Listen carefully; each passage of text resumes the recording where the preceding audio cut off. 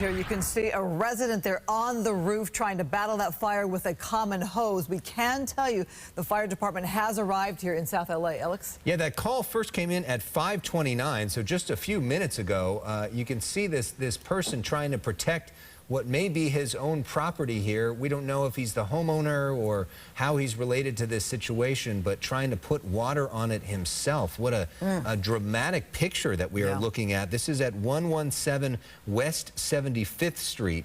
It started as a garbage fire, but really there's a lot of garbage there. Now we see at the bottom of your picture, if maybe we pan down, you see that firefighters are there. Firefighters are there trying to put some water on it as well. So it's a team effort between the firefighters and this individual there. If you look there closely, you see residents in that area right there in that alleyway, it looks like. But look how densely crowded this is when it comes to the homes there. And to think of that homeowner, I'm guessing, on the roof there trying to battle that fire before firefighters arrive there, and still there on the scene trying to help out. So for firefighters, they got to decide which structure can we save and can we get everybody out safely. And Rick Dickert, as we bring you into this conversation, it looks like, you know, there's a lot of trash densely populated in that alleyway, and that adds a lot of fuel to the this. Vegetation, and you can see here in Southern California, as I always say, pretty much any neighborhood you can shake hand with your neighbors, and that you're up close to a home adjacent to yours. And the first thing that I would think that these firefighters, and this is the Los Angeles Fire Department in South LA, they're the jurisdiction that handles this area here, would want to get that man out of harm's way, everybody out of harm's way. They want to protect life first and then property.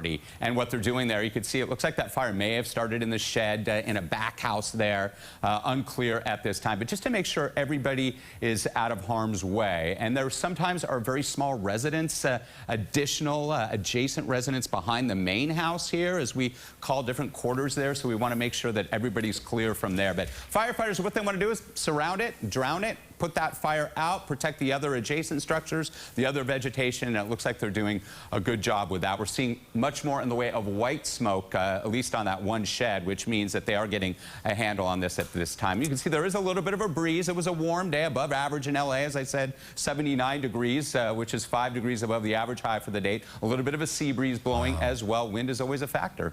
Well, and you also think, Rick, about how much smoke this man has to be inhaling. I don't know if he has a mask. He certainly doesn't look like he has all the specialized equipment that firefighters have. He's immersed now. You're right. And everything, all that smoke there, and who knows what is burning there as well, the fumes that could be coming out from that as well. And it's unclear if the firefighters even know if he's up there. I would think that they do, but usually they would try to get him off and out of harm's way. So there's a possibility that they may not know at this time, because they would not want him up there.